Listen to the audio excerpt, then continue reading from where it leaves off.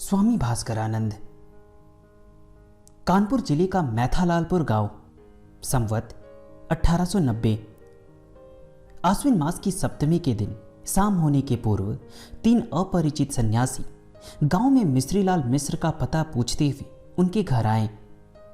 इन सन्यासियों को देखकर गांव के लोगों को आश्चर्य नहीं हुआ। पंडित मिश्रीलाल मिश्र के यहाँ अनाहूत की तरह बराबर साधु सन्यासी आते रहते हैं। संतों की सेवा करने की उनकी आदत है। उन्हें भोजन देते हैं, आश्रय देते हैं और राह खर्च देकर गांव के बाहर तक पहुंचाते हैं। केवल साधु संतों के प्रति वे दयालु नहीं हैं, बल्कि किसी भी अभावग्रस्त व्यक्ति की सहायता करने को सदा उन्मुख रहते हैं। मिश्रीलाल जाड़े के दिनों में गली कूचे में टहलते हुए यह देखते हैं कि कोई कपड़े के अभाव में सर्दी से ठिठुर तो नहीं रहा है, कोई भूख के कारण परेशान तो नहीं है। ऐसे लोगों को अपने यहां लाकर भोजन देते हैं और रात गुजारने के लिए आश्रय देते हैं। आजकल तो नवरात्र चल रहा है। इन दिनों वे किसी को भी अपने यहां भोजन आश्रय देने में प्रसन्नता अनुभव करेंगे।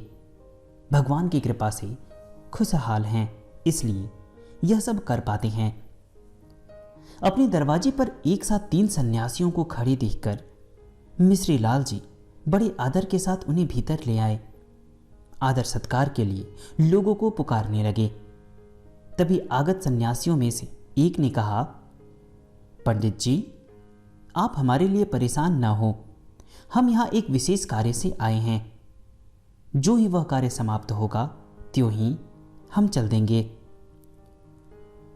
मिश्रीलाल जी ने प्रश्न सूचक दृष्टि से देखते हुए पूछा, स्वामी जी, वह कौन सा कार्य है जिसके लिए आपको मेरे घर आने का कष्ट करना पड़ा?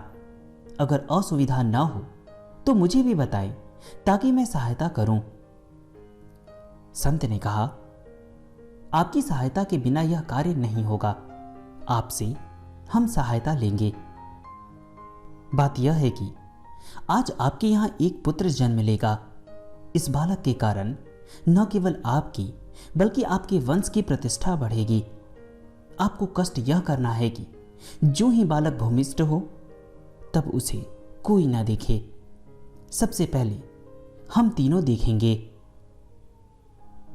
संत की बातें सुनकर मिश्रीलाल आश्चर्यचकित रह गए। सवेरे से पत्नी प्रसव वेदना का जिक्र जरूर कर रही थी, पर आज ही संतान भूमिष्ठ होगा, यह बात इन सन्यासियों को कैसे मालूम हो गई? आखिर ये लोग उसे क्यों देखेंगे? क्या कोई देव पुरुष आ रहा है? संभव है कि लड़की जन्म ले, तब क्या होगा? इसी उहापोह में उन्होंने सन्यासियों से पुनः कोई प्रश्न नहीं पूछा। रात्रि के 2 प्रहर व्यतीत होने के बाद नवजात शिशु की क्रंदन ध्वनि सुनाई दी। मिश्रीलाल जी अपने साथ सन्यासियों को लेकर सुतिका गृह में आए और स्वयं बाहर खड़े होकर भीतर का सारा दृश्य संकित हृदय से देखने लगे। सन्यासियों ने बच्चे को देखा और कहा, पंडित जी, जल्दी से होम की सामग्री लाइए। मिश्रीलाल ने कहा, आधी रात को होम की सामग्री कहां से लाऊंगा? होम करना था तो आप शाम को। बीच ही में उन्हें रोककर एक सन्यासी ने कहा, आपको कहीं से लानी नहीं है, बगल के कमरे में सामग्री है, उसे ले आइए। समय गुजरता जा रहा है। मिश्रीलाल जी चकित भाव से बगल के कमरे में गए तो देखा सारी सामग्री तैयार है। पता नहीं कैसे यह सब सामग्री आ गई। लगता है बाबा लोग अपने साथ ले आए हैं। सामान लाकर उन्होंने सन्यासियों को दे दिया। थोड़ी ही देर में सुतिकागृह होमाग्नि से गमक उठा। होम करने के बाद तीनों सन्यासी बाहर निकल आए। इसके बाद घर के लोग आकर हर्ष मनाने लगे। अचानक मिश्रीलाल को संतों की सेवा की याद आई। वे बैठक में आए। तीनों सन्यासी अंतर्धान हो चुके थे। बाहर चांदनी फैली हुई थी। दूर दूर तक देखने पर वे कहीं नहीं दिखाई दिए। ये लोग कौन थे, क्यों आए थे और होम क्यों किया, इन प्रश्नों का उत्तर देने वाला कोई नहीं था। दूसरे दिन पूरे गांव में यह समाचार फैल गया कि मिश्रीलाल मिश्र के यहाँ जो लड़का पैदा हुआ है उसे देखने के लिए देवलोक से ब्रह्मा, विष्णु और महेश आए थे। किसी ने कहा, ऐसा भला हो सकता है क्या? दूसरे ने पूछा, उन्हें होम करने की क्या गरज पड़ी थी? फिर तुरंत हवा में गायब कैसे हो गए? अन्नप्राशन के दिन बालक का नामकरण हुआ, मोतीराम। इसके बाद क्रमशः मुंडन, उपनयन आदि हुए। परंपरा के अनुसार पिता संस्कृत पढ़ाने लगे। पढ़ने के बाद बालक अक्सर न जाने कहां गायब हो जाता था। उसकी तलाश में मिश्रीलाल परेशान हो जाते थे। उन्होंने अनुभव किया कि शायद मैं अधिक कड़ाई करता हूं, अब इसे पाठशाला भेजना उचित होगा। पिता के आदेशानुसार मोतीराम गांव से दूर न जाकर अपनी हमजोलियों के साथ खेलते कूदते रहे। कुछ दिनों बाद सहसा बालक में अपने आप परिवर्तन होने लगा। जिस बालक के लिए 3 महात्मा जन्म के समय आए थे, उसके प्रति मिश्रीलाल की ममता अधिक थी, इसलिए वे हमेशा उसका ख्याल रखते थे। इस उम्र के बालक जहां वाचालता प्रकट करते हैं, वहां उनका बालक शिव की प्रतिमा बनाता या चुपचाप बैठा न जाने क्या सोचा करता था। मिश्रीलाल की पत्नी ने कहा, यह सब लक्षण ठीक नहीं है। जन्म के समय बाबा लोगों ने न जाने क्या कर दिया है, इसकी शादी कर दो। कहीं साधु बन गया तो क्या होगा? पत्नी की सलाह मानकर वे योग्य लड़की की तलाश करने लगे। अंत में एक रूपवती योग्य बालिका को पुत्रवधू के रूप में घर ले आए। उन दिनों मोतीराम की उम्र 12 साल थी। मिश्रीलाल का ख्याल था कि रूपवती पत्नी के कारण अब इसका अनमनापन दूर हो जाएगा। देखते ही देखते 6 वर्ष का समय गुजर गया। इसी समय 2 विचित्र घटनाएं हुई। मोतीराम प्रथम पुत्र के पिता बने। दादा बनने की प्रसन्नता में मिश्रीलाल ने उस दिन गरीबों को अन्न वस्त्र दान किया, पड़ोसियों का मुंह मीठा किया। इस घटना के 1 सप्ताह बाद मोतीराम घर से गायब हो गए। आसपास के गांवों से लेकर प्रत्येक रिश्तेदारों के यहां पता लगाने पर भी मोतीराम का कहीं पता नहीं लगा। पौत्र के जन्म का सारा आनंद निरानंद में परिवर्तित हो गया। घर से रवाना होकर मोतीराम कई तीर्थों का चक्कर काटते हुए उज्जैन आए। इस बीच कई संतों के दर्शन हुए। उनका प्रभाव मोतीराम पर पड़ चुका था। नित्य शिप्रा नदी में स्नान करने के पश्चात वे महाकालेश्वर का दर्शन करने जाते थे। इसके बाद सुनसान स्थान में आकर ध्यान लगाते थे। कुछ दिनों बाद जब राहगीरी उनसे तरह तरह के प्रश्न करने लगे, तब वे शमशान भूमि के निकट चले आए जहां कुछ साधु रहते थे। इनकी जमात से दूर अपने लिए उन्होंने एक गुफा खोज ली। इस निर्जन गुफा में उन्हें आनंद मिलने लगा। काफी दिनों तक एकांत सेवन करने के पश्चात मोतीराम ने अनुभव किया कि जब तक किसी योग्य गुरु से योग की शिक्षा नहीं लूंगा, तब तक साधना का सही मार्ग नहीं मिलेगा। मोतीराम के लिए यह सौभाग्य की बात थी कि जिस दिन उनके मन में यह विचार उत्पन्न हुआ, ठीक उसी दिन दक्षिण भारत के प्रसिद्ध स्वामी पूर्णानंद तीर्थ यात्रा करते हुए उज्जैन आए। इस समाचार को सुनते ही मोतीराम उनके निकट गए और अपनी इच्छा प्रकट की। स्वामी पूर्णानंद योगी पुरुष थे। उन्होंने मोतीराम को तीक्ष्ण दृष्टि से देखा। उसकी शक्ति पहचान कर उन्होंने कहा, ठीक है, पहले प्राणायाम से प्रारंभ करूंगा। मोतीराम ने कहा कि प्राणायाम की समस्त विधियां मुझे ज्ञात है। पूर्णानंद जी की आज्ञा पर उन्होंने कई कठिन प्राणायाम करके दिखाया। पूर्णानंद जी ने कहा, तब योग तुम्हारे लिए सरल है। स्वामी पूर्णानंद सरस्वती से योग की शिक्षा प्राप्त कर उन्हीं की आज्ञा से एक बार तीर्थ भ्रमण के लिए निकले। वहां से गुजरात आकर यहां के पंडितों से वेदांत का अध्ययन करने लगे। 4 वर्ष तक अध्ययन करने के बाद वे पुनः उज्जैन वापस आए। उस समय तक स्वामी पूर्णानंद वहीं थे। स्वामी जी के निकट आकर उन्होंने कहा, स्वामी जी, आपकी आज्ञा अनुसार तीर्थ भ्रमण और वेदांतों का अध्ययन कर चुका, अब कृपया मुझे दीक्षा देकर शिष्य बना लीजिए। स्वामी जी ने कहा, परसों स्नान के पश्चात यहां चले आना, उसी दिन तुम्हें पूर्ण रूप से संन्यास दूंगा। निश्चित समय पर मोतीराम मिश्र स्वामी जी के पास आए। उन दिनों मोतीराम की उम्र 27 वर्ष थी। स्वामी पूर्णानंद सरस्वती ने गुरु मंत्र देने के बाद कहा, आज से तुम अपना पूर्व नाम त्याग कर भास्करानंद सरस्वती नाम ग्रहण करोगे। इसके बाद एक दंड देते हुए कहा, आज से तुम दंडी स्वामी संप्रदाय में सम्मिलित हो गए। गुरुदेव को साष्टांग प्रणाम करने के बाद वे कुछ दिनों तक उनके सानिध्य में उपदेश ग्रहण करते रहे। इसी बीच उन्हें पता चला कि उनके एकमात्र पुत्र का देहांत हो गया है।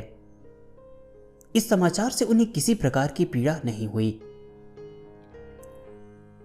कुछ दिनों बाद वे उत्तर प्रदेश के फतेहपुर जिले के असनी गांव में आए। यहां वे एक ब्राह्मण के घर रहने लगे। एक दिन उन्होंने सोचा कि अब मैं सर्वत्यागी बन गया हूं, तब इस दंड को बेकार लिए फिरता हूं। यह विचार आते ही एक दिन स्नान करते समय उसे गंगा में प्रवाहित कर दिया। असनी गांव से वे कानपुर चले आए। संन्यास लेने के पश्चात व्यक्ति को एक बार अपनी जन्मभूमि में आना पड़ता है। यह विचार आते ही वे मैथालालपुर आए। सन्यासी के रूप में उन्हें पाकर गांव वालों ने इनका बड़ा आदर किया।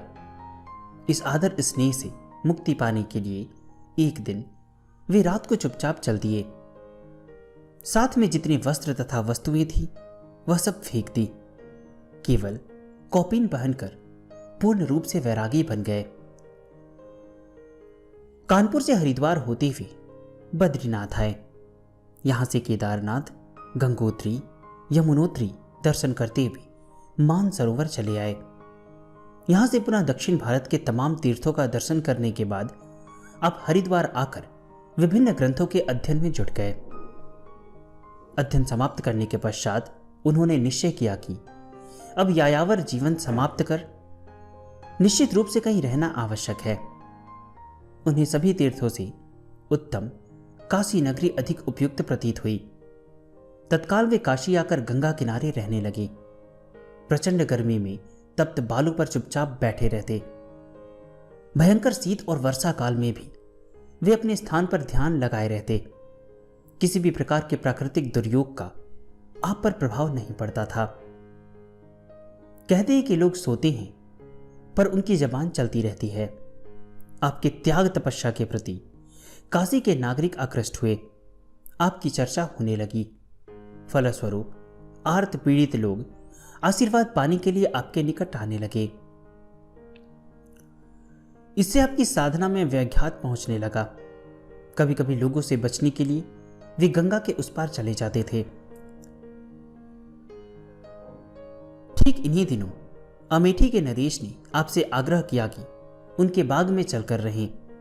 स्थान मनोरम है और वहां सर्वसाधारण आकर तंग नहीं कर सकेंगे।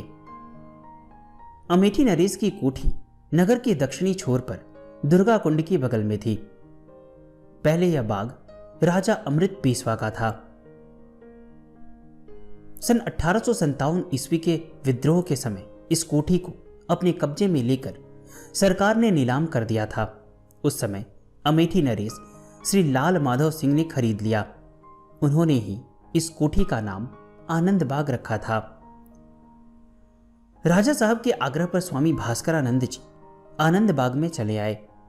यहां स्वामी जी को राजा की ओर से पर्याप्त सम्मान दिया गया। आपकी सेवा के लिए 8 नौकर नियुक्त किए गए थे। इन 8 नौकरों की देखरेख से घबराकर स्वामी जी ने एक दिन उन्हें बुलाकर कहा, देखो बेटा, मुझे तुम लोगों की सेवा की कोई जरूरत नहीं है। मैं ठहरा बैरागी बाबा, मुझे किसी चीज की जरूरत नहीं है। अगर तुम लोग मेरी सेवा करना चाहते हो तो इतना करना कि मेरे पास कोई अचानक न आने पाए। यहां आने के बाद सर्वसाधारण की भीड़ में कमी जरूर हो गई, पर संपन्न घराने की भीड़ बढ़ने लगी। बालिका, युवती, सधवा, विधवा, बहुएं, रजवाड़े की रानियां आने लगी। इस संकट से बचने के लिए वे आनंद बाग स्थित एक भूमिगत कमरे में रहने लगे। यहां उन्होंने नियम बना लिया कि मेरे कमरे में कोई नहीं आ सकता। मैं दिन में एक बार कुछ देर के लिए ऊपर आऊंगा और तभी दर्शनार्थियों से मिलूंगा। अमेठी नरेश के यहां एक बार किसी राज्य के एक देसी नरेश आकर ठहरे।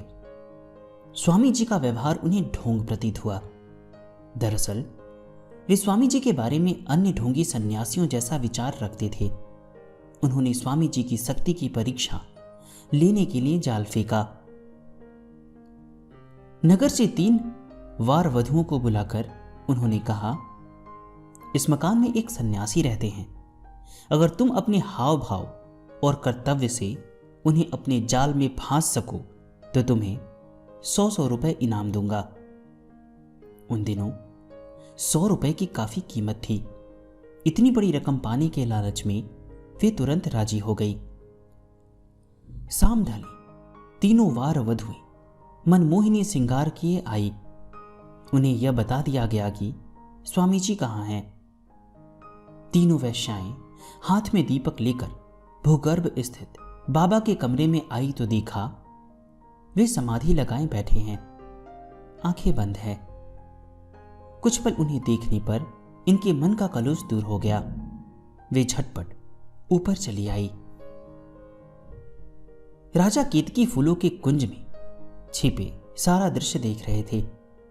इन्हें वापस आते देख वे चौंककर पास आए। नगर वधुओं ने कहा, महाराजा साहब, हमसे यह काम नहीं होगा, हमें घर पहुंचा दीजिए। राजा मायूस होने के बदले पुरस्कार की रकम 10 गुना बढ़ाते हुए बोले, मैं तुम लोगों में प्रत्येक को 1-1 हजार रुपए दूंगा। जाओ, हुक्म का पालन करो। 1000 रुपए के लालच में पुनः तीनों भूगर्भ में आई। उन्होंने देखा स्वामी जी की समाधि भंग हो गई है। वे विस्मय से देख रहे हैं। तुरंत सिंह की तरह गरजते हुए बोले, अगर तुम लोगों को अपनी जान प्यारी है तो तुरंत यहां से भाग जाओ। यह बात सुनते ही 2 भाग गई, पर 1000 रुपए पाने के लालच में एक रुक गई। तभी न जाने कहां से एक काला नाग आकर उसके पैरों से लिपटकर फुफकारने लगा। वह प्राणपन से चिल्लाने लगी, महाराज मुझे बचाइए, मुझे बचाइए महाराज, क्षमा करें महाराज, मैं मर जाऊंगी, स्वामी जी मुझे बचाइए। वह इस प्रकार चिल्लाती रही। उसे उसी हालत में छोड़कर स्वामी जी ऊपर आकर अन्य कमरे में चले गए। इधर राजा ने सोचा, तीसरी आखिर क्या कर रही है। यह देखने के लिए उसने भूगर्भ स्थित कमरे के प्रवेश द्वार से नीचे की ओर देखा। उस दृश्य को देखते ही वह भी भाग खड़ा हुआ। इस घटना के बाद से फिर किसी को स्वामी जी की परीक्षा लेने का साहस नहीं हुआ। भोर के समय नाग नगर वधु के पैरों से अलग होकर एक ओर चला गया। कहा जाता है कि आगे चलकर उक्त नगर वधु शरीर बेचने का रोजगार छोड़कर भगवत पूजन में लग गई।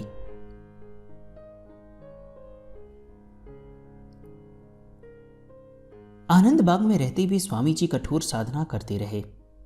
संवत 1925 में उन्होंने कौपीन को भी तन से अलग कर दिया। अब वे पूर्ण रूप से दिगंबर रहने लगे। इन दिनों की स्थिति के बारे में श्री भूधर बाबू ने लिखा है, कड़ाके की सर्दी में स्वामी जी किसी प्रकार वस्त्र नहीं ओढ़ते थे, यहां तक कि धूनी भी नहीं चलाते थे। बाएं हाथ पर सिर रखकर सोते रहते थे। शरीर पर ओस के कण साफ साफ दिखाई देते थे। प्यास लगने पर किसी पात्र में पानी नहीं पीते थे, बल्कि अंजलि में पानी पीते थे। वेंकटेश्वर समाचार के अनुसार स्वामी जी का दर्शन करने के लिए नित्य हजारों लोग आते थे। कभी कभी भीड़ के कारण सदर गेट बंद करवा दिया जाता था। फिर भी दर्शनार्थियों की श्रद्धा और विनय से त्रस्त होकर स्वामी जी को दर्शन देना पड़ता था। स्वामी जी के शिष्यों की संख्या 1 लाख से अधिक थी। इनमें राजा महाराजा अगणित थे। उनकी योग विभूति से प्रभावित होकर तत्कालीन अनेक देसी नरेशों ने अपनी कोठियां दुर्गा कुंड के समीप बनवाई थी। अयोध्या, कश्मीर, रीवा, नाटौर, भिनगा, डुमरांव, बेतिया, सियारसोल, दरभंगा नरेश के भवन काशी में बने। बाबा के भक्त अनेक सरकारी कर्मचारी थे। भारत ही नहीं, भारत के बाहर विदेशों में भी स्वामी जी की ख्याति फैली हुई थी।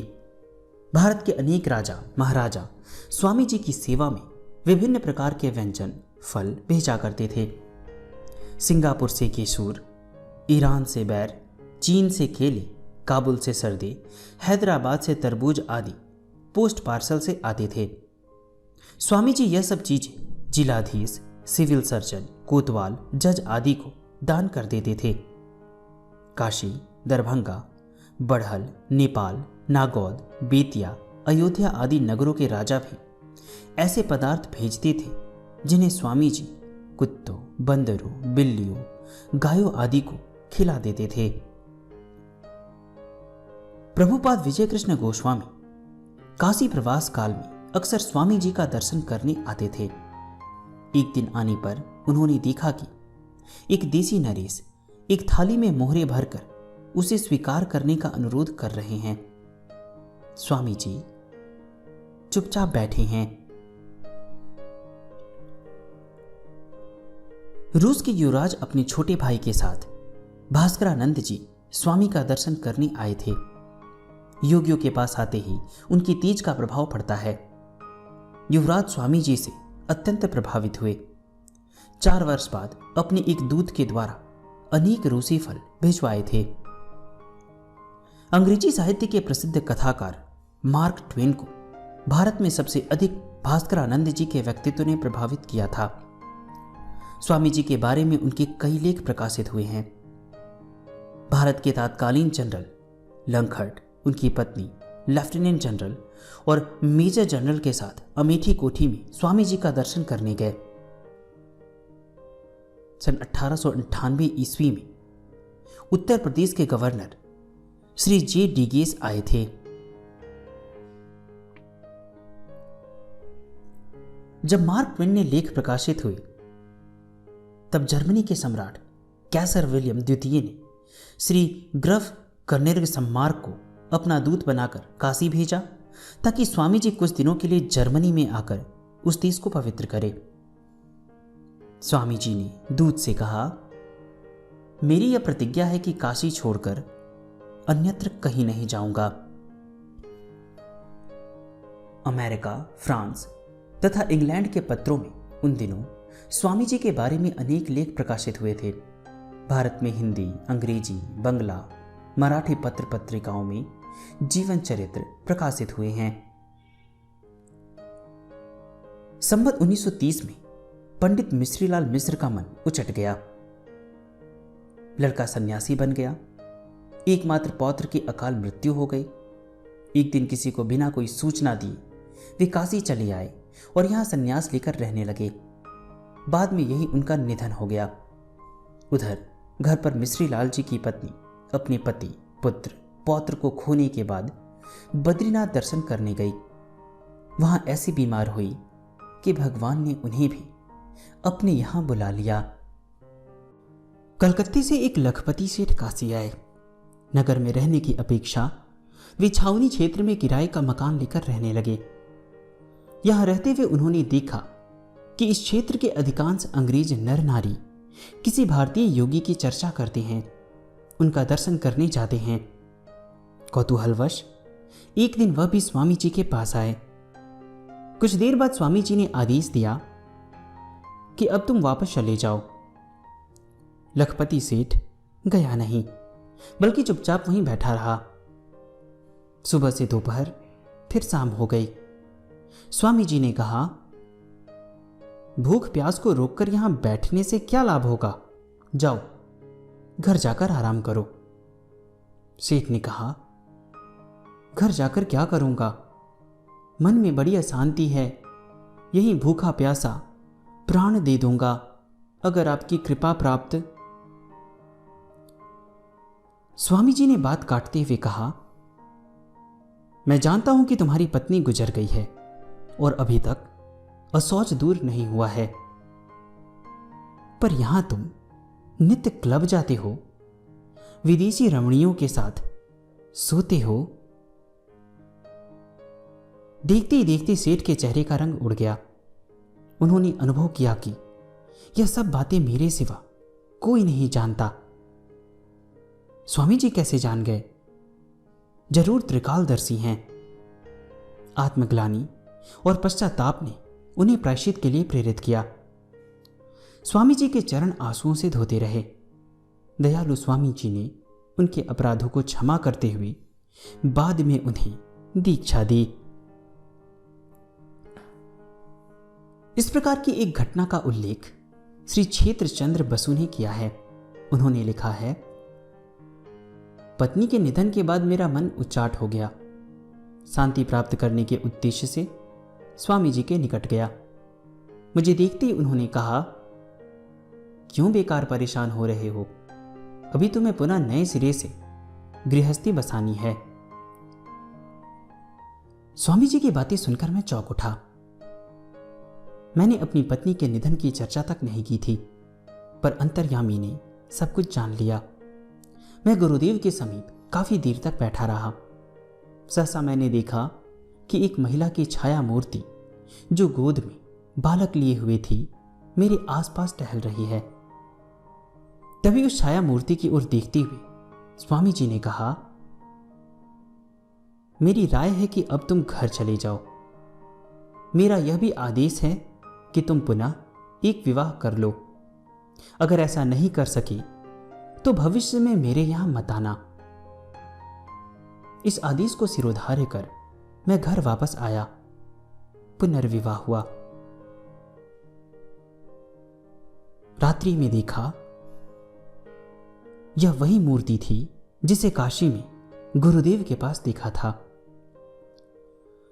विवाह के तीसरे दिन मैं हैजे से पीड़ित हो गया।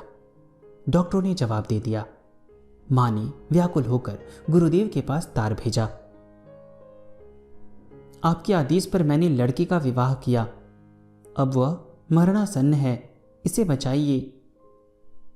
तुरंत तार से जवाब आया, घबराओ मत, तुम्हारा लड़का ठीक हो जाएगा। स्वामी जी का तार आने के बाद मेरी हालत में सुधार होने लगा।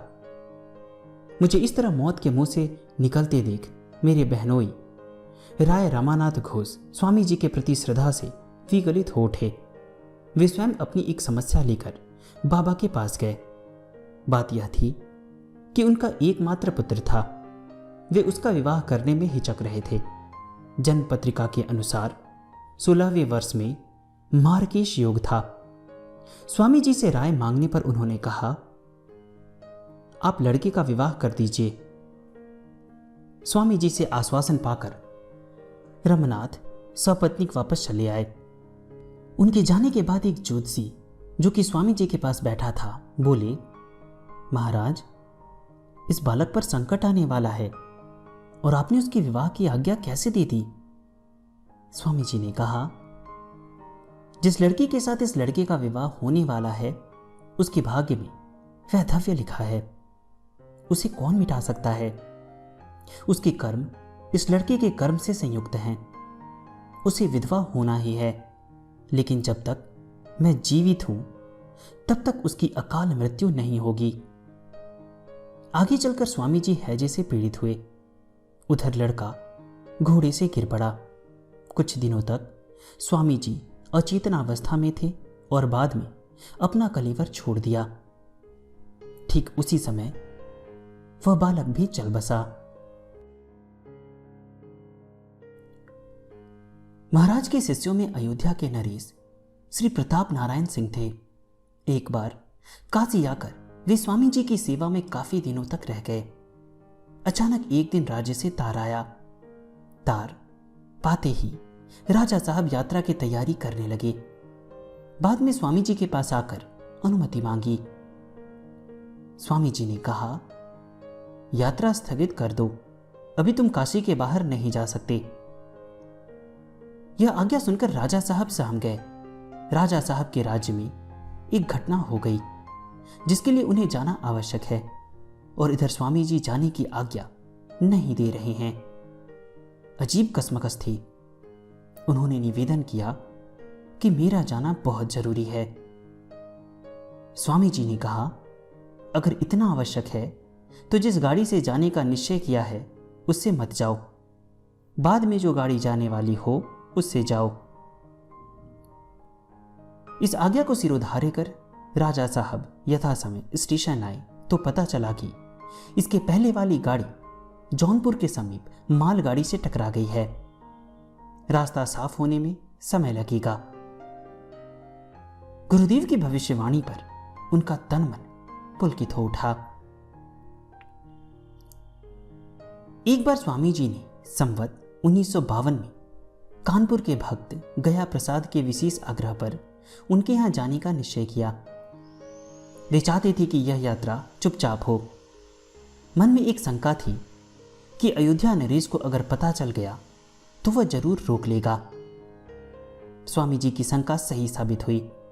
अयोध्या स्टेशन पर गाड़ी के रुकते ही कई हजार लोग स्वामी जी की जय जयकार करने लगे। महाराजा ने नत जानू होकर चरण धूलि ली। भक्त के आग्रह पर स्वामी जी को उनके महल तक जाना पड़ा। अयोध्या के इतिहास में वह महान दिवस था। ऐसा दृश्य 20वीं शताब्दी में किसी को कभी देखने के लिए नहीं मिला था। स्टेशन के बाहर खड़े रथ में 13 घोड़े लगे हुए थे और उस पर स्वामी जी को बैठाकर स्वयं राजा प्रताप नारायण सिंह बहादुर कोचवान के रूप में रथ को आगे बढ़ाने लगे। सड़क के दोनों ओर अपूर्व सजावट थी। लाखों लोग पलक बावड़े बिछाए फूलों की बरसात कर रहे थे। महल में लाकर राजा साहब ने उनके चरणों को सरयू के जल से धोया। इसके बाद छत्रपति शिवाजी ने जिस प्रकार समर्थ गुरु रामदास के चरणों में सब कुछ समर्पित किया था, ठीक उसी प्रकार प्रताप नारायण सिंह ने कोषागार, अस्त्र, सेना, पूरे परिवार को गुरुदेव को समर्पित कर दिया। अयोध्या से स्वामी जी कई जगह होते हुए मैथा लालपुर अपने गांव आए। यहां कई लाख लोगों की भीड़ एकत्रित थी। स्वामी जी के लिए पहले से मंच तैयार था। स्वामी जी जिस रास्ते से पैदल आ रहे थे उस पर हजारों लोग लौटने लगे क्योंकि उन्हें चरण रज लेना था। पर इस माहौल में सभी के लिए सुलभ नहीं था। कम से कम इस पवित्र भूमि पर पड़े पावन चरण रज की गंध शरीर स्पर्श कर ले। मंच पर बैठते ही स्वामी जी ने इधर उधर देखने के बाद पूछा, यहां लक्ष्मण मल्ला कहीं हो तो बुलाओ। यह आदेश पाते ही पुलिस और कार्यकर्ता तत्पर हो गए। 2 घंटे बाद वह मिला। स्वामी जी के पास जाते ही उन्होंने उसका हाथ पकड़कर अपनी बगल में बैठाया। आज उसके भाग्य पर लोग धन्य धन्य कह उठे। कुछ ने कहा, स्वामी जी गरीबों के देवता हैं। स्वामी जी के यहां काफी बड़े बड़े लोग आते थे, इसलिए उनके बारे में यह प्रचारित हो गया कि वे बड़े आदमियों से संपर्क रखते हैं, जबकि उपर्युक्त उदाहरण से यह धारणा गलत प्रमाणित हो गई। उनकी दृष्टि में राजा रंक समान थे। काशी में सहाय नामक एक तेली रहता था। उसका नित्य का नियम था कि सवेरे स्नान करने के बाद वह सबसे पहले स्वामी जी का दर्शन करता था। इसके बाद अपने काम पर जाता था। उसे देखते ही स्वामी जी कह उठते थे, आओ मेरे बाप। केवल यही नहीं, काशी के कुछ खोमचे वाले दुकानदार, नौकरी पेशे वाले साधारण लोग स्वामी जी का दर्शन करने के बाद अपने अपने गंतव्य स्थल जाते थे। नगर के संगीतज्ञ सबसे पहले स्वामी जी को अपना संगीत सुनाने के बाद समारोह में जाते थे। एक प्रकार से स्वामी जी सभी के लिए गृह देवता थे। ख्याति प्राप्त डॉक्टर भादुड़ी महाशय डकारों से परेशान थे। अक्सर यह पीड़ा इतनी बढ़ जाती थी कि वे परेशान हो जाते थे। स्वामी जी के निकट आकर उन्होंने अपनी कष्ट का वर्णन करते हुए कहा कि प्रभु आशीर्वाद दीजिए। स्वामी जी ने उन्हें सो जाने को कहकर उनके पेट पर हाथ फेरते हुए कहा, ठीक हो जाएगा। उसी दिन से उनका कष्ट दूर हो गया। एक शिष्य अपने गुरुदेव का दर्शन करने आया। प्रणाम करने के बाद उसने कहा, भगवान आज मैं घर वापस जा रहा हूं। स्वामी जी ने उसे एक फल देते हुए कहा, इस फल को साथ लेते जाओ। घर जाकर सबसे पहले अपने तीसरे पुत्र को खिला देना।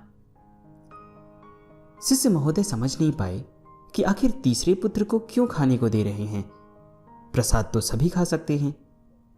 कलकत्ता आने पर उन्होंने देखा कि उनका तीसरा पुत्र मरणासन्न है। झट सारी बातें समझ गए। डॉक्टरी इलाज रोककर उन्होंने अपने तीसरे पुत्र को वह फल खिलाया। उसी दिन से वह स्वस्थ हो गया। वाराणसी का ब्रह्मनाल निवासी शीतला प्रसाद स्वामी जी का परम भक्त था।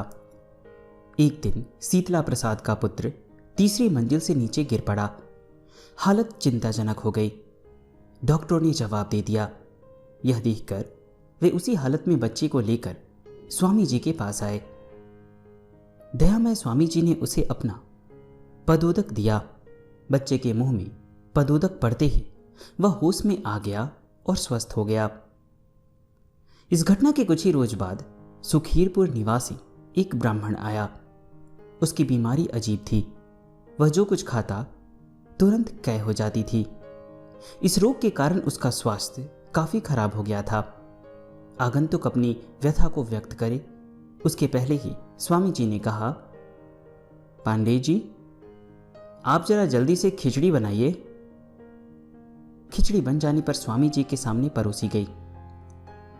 भास्करानंद जी ने उस थाली से एक दाना चावल लेकर खाया।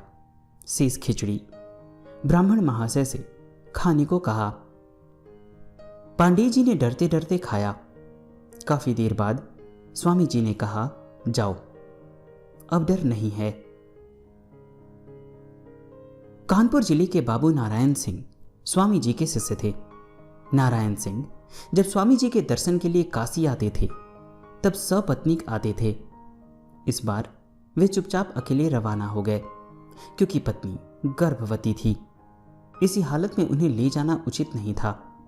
गाड़ी मुगल सराय पहुंची तो देखा जनानी डिब्बे से उनकी पत्नी बाहर निकल रही है।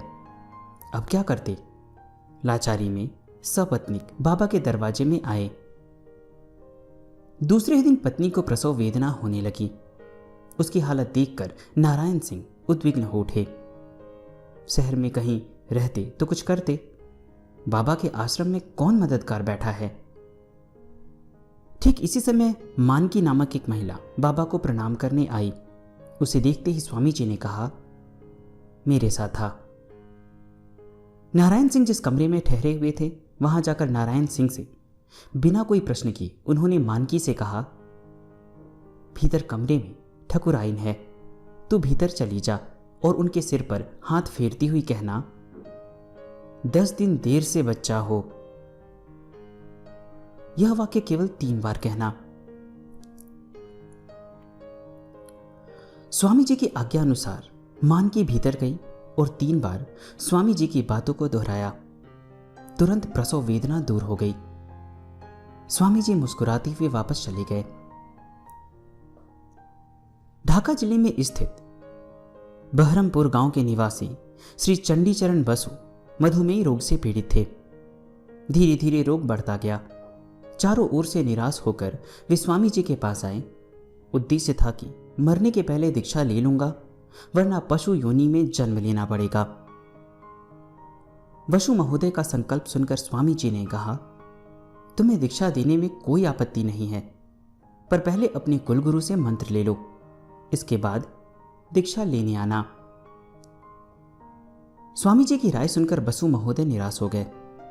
कुलगुरु ढाका में हैं, ऐसी हालत में ढाका जाना फिर वापस आना संभव नहीं था। मुमकिन था कि इस तरह की यात्रा में प्राणनाश हो जाए। इसी चिंता में वे परेशान रहने लगे।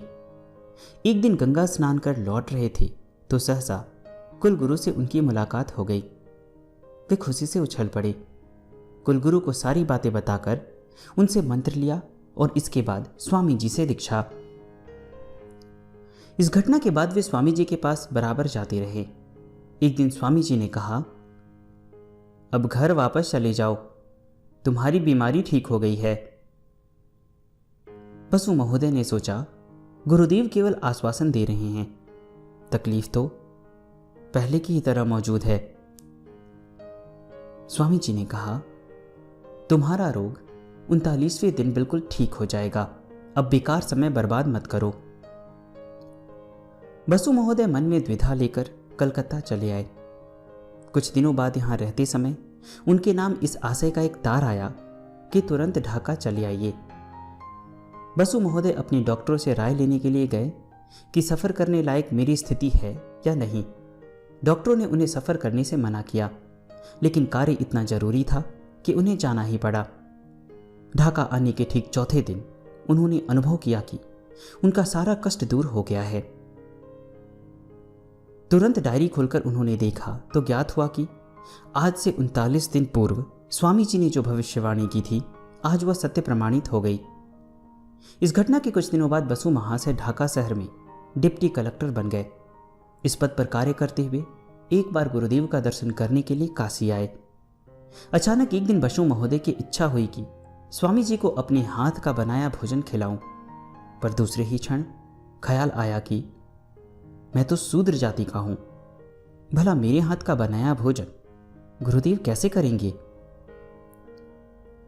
बसु महोदय इसी प्रकार का ख्याली पुलाव पका रहे थे कि उन्होंने देखा दरवाजे के पास स्वामी जी खड़े हैं। उन्हें प्रणाम करते ही स्वामी जी ने कहा, देखो चंडी, तुम्हें लोग शूद्र समझते हैं जबकि तुम ब्राह्मण हो। मेरी आज इच्छा हुई कि तुम्हारे हाथ का बनाया भोजन करूं। कल ऐसा आयोजन करना। बसु महाशय का हृदय श्रद्धा से परिपूर्ण हो उठा। लगा जैसे सबरी के घर राम भोजन करने आए हैं। उनकी आंखों से आंसू ढुलक पड़े। दूसरे दिन गुरुदेव ने बसु महोदय को बुलाकर जनेऊ पहनाया और उनके हाथ का भोजन प्रेम से किया। भोजन के पश्चात स्वामी जी ने कहा, देखो चंडी, अब आगे से तुम ब्राह्मण के अलावा अन्य किसी के हाथ का बनाया भोजन मत करना। इसी प्रकार की कृपा उन्होंने प्रभुपाद विजय कृष्ण गोस्वामी के एक शिष्य पर की थी। उक्त शिष्य ने एक बार स्वामी जी से प्रश्न किया, प्रभु, भक्ति कैसे होती है? इस प्रश्न का उत्तर देने के बदले उन्होंने कहा, तुम इसी वक्त आनंद बाग से निकल जाओ। वह व्यक्ति नाराज होकर चला गया। एक सामान्य प्रश्न पूछने पर इतना क्रोध क्यों? रात को उसके स्वप्न में आकर स्वामी जी ने उसके प्रश्न का उत्तर विस्तार से दिया था।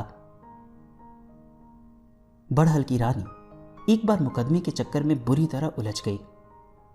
समय गुजरता गया, यहां तक कि इस मुकदमे में सारा धन स्वाहा होता गया। किसी ने रानी साहिबा को सलाह दी कि स्वामी भास्करानंद जी के पास चले जाइए, वे आपको राहत दिला देंगे। स्वामी जी के पास आने पर उन्होंने कहा, घबराओ मत, तुम्हारी जीत होगी। मुकदमे में विजय प्राप्त करने के बाद बड़हल की रानी ने स्वामी जी के पास 1.5 लाख रुपए भिजवाए, जिसे उन्होंने लेने से इनकार कर दिया। जब स्वामी जी ने यह धन नहीं लिया, तब उन्होंने आनंद बाग के समीप एक शिव मंदिर बनवा दिया। स्वामी जी के मना करने पर भी उनकी एक संगमरमर की मूर्ति बनवाकर स्थापित की। स्वामी जी से काशी नरेश ईश्वरी प्रसाद सिंह भी प्रभावित थे। उन्होंने स्वामी जी की एक मूर्ति बनवाकर अपने किले में स्थापित की थी। जिन दिनों स्वामी जी आनंद बाग में थे, उन दिनों काशी में 2 अन्य योगीराज रहते थे। साक्षात विश्वनाथ के अवतार तैलंग स्वामी, जो अक्सर भास्करानंद जी के यहां चले आते थे। दूसरे स्वामी विशुद्धानंद जी थे, जिन्हें स्वामी जी बड़े भैया कहा करते थे। मैंने श्री तैलंग स्वामी की भी जीवनी बनाई है, उसका लिंक मैं डिस्क्रिप्शन में दे दूंगा, अगर आप चाहें तो उसे भी सुन सकते हैं। एक बार तैलंग स्वामी आनंद बाग में आए। स्वामी भास्करानंद जी ने पहरेदार को बुलाकर कहा, देखो, अब कोई भी मुझसे मिलने आए तो उसे मत आने देना, चाहे कोई भी हो, फाटक बंद करके वहीं पहरा दो। इस घटना के आधे घंटे बाद बिहार के किसी स्टेट के एक राजा साहब अपने तामझाम सहित आए। पहरेदार ने कहा, आज स्वामी जी से मुलाकात नहीं हो सकती, आप कल आइएगा। राजा गरजे, जानती हूं मैं कौन हूं, खोलो दरवाजा।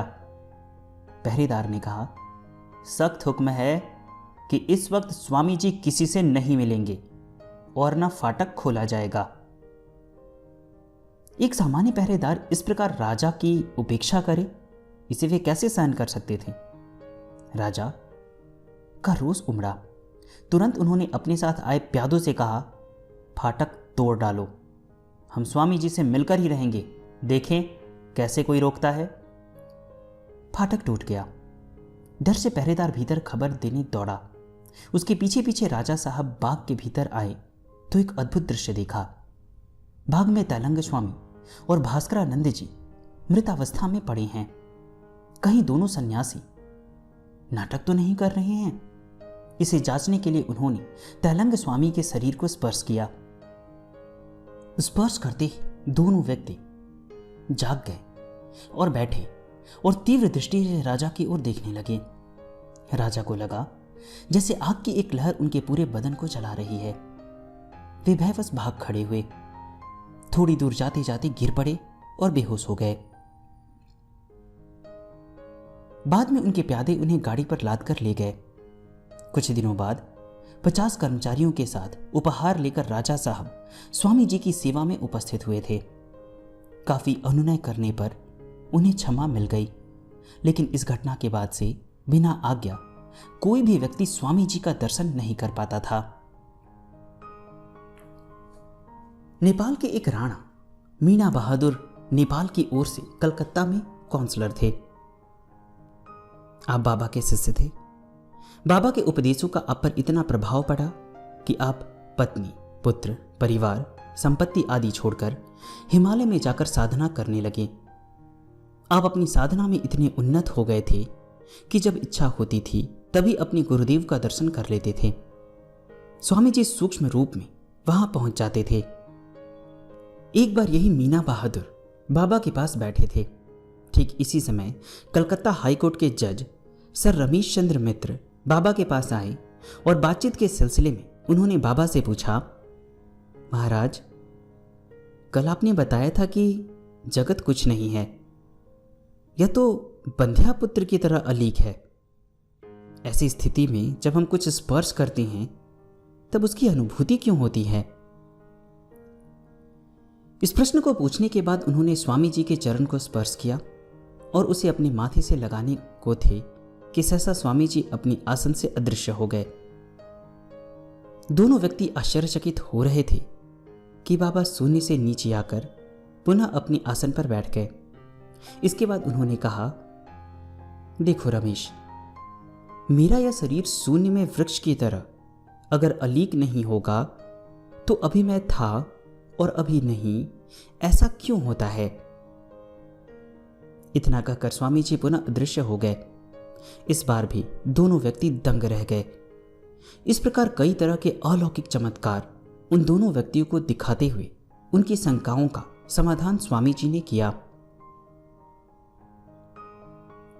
इस बार जब स्वामी जी मैथालालपुर गए तब अपने साथ लक्ष्मण मल्लाह को सपत्नीक ले आए थे। दोनों स्वामी जी की सेवा करते रहे। ठीक इन्हीं दिनों बंबई में प्लेग फैला। इसके साथ ही अकाल पड़ा। अन्नाभाव के कारण काफी लोग मरने लगे। एक दिन स्वामी जी के मुंह से निकल गया,